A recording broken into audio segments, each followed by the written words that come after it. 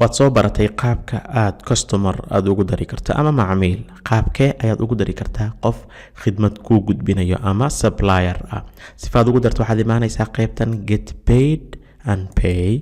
kadibna waxaad imaanaysaa qaybta hoose oo ah supplierka ayaad ku dhufanaysaa hagaag hadda ma wax noo soo baxaya ma jiro oo supplier hore liano waxba ma aynan diiwaan gelinin daa'iman waxaan niri laba option ayaad haysataa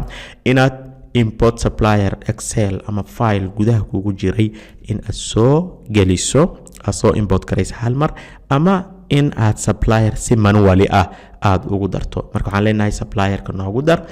supplierka laba qof ayuu noqon karaa qof shakhsi ah ama company marka waxaan leenahay waxa noo gudbiyay wuxuu ahaa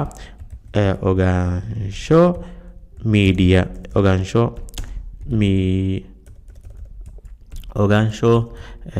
aan yareeyo ogaansho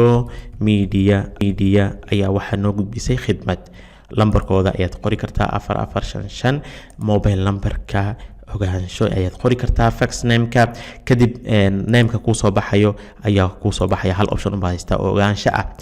streetka xaguu ku yaala wuxuu ku yaalaa tusaale ahaan oo kale 3344 street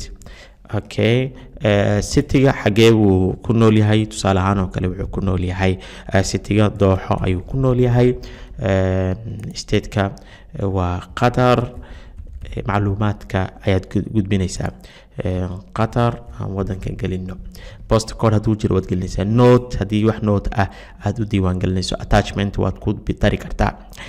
meeshan billing rate-ka ayaad ku diiwaan gelin kartaa hadii aad isku waafaqdeen billing rate-ka meeqa saacadii meeqaad naga qaadanaysaa tusaale ahaan waad gelin kartaa waxaan leenahay saacadii $100 tusaale ahaan oo kale termska hadii aad ku heshiiseen inaad lacagta ku bixiso within netkeeda 15 maalin gudaheeda needka waad sii diiwaan gelin kartaa opening balance haduu jiray hore ayaad u diiwaan gelin kartaa waxaa kaloo diiwaan gelin kartaa business ID hadii uu leeyahay social insurance halkan waxaad diiwaan gelin kartaa default expenses kan maadaama waxaan kharashaad naga baxayay xisaabkee ayaad rabtaa inuu ka soo muuqdo waxaan ka soo muuqan karaa ha ka soo muuqda ayaan leenahay qaybta advertisementiga AD hadaad qorto waxa ku soo baxayo hadii uunan jirin other generalka aan gelino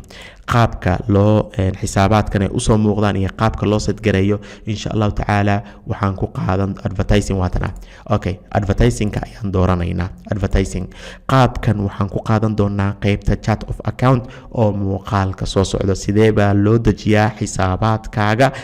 akawnada aad isticmaalayso cashirka ugu muhiimsan ee chapterkan weeye waa muuqaalka soo socdo marka saad diiwaan geliso waxaan leenahay save ayaan leenahay markaan save gareyno waxa noo soo baxayo qofkii ugu horeeyay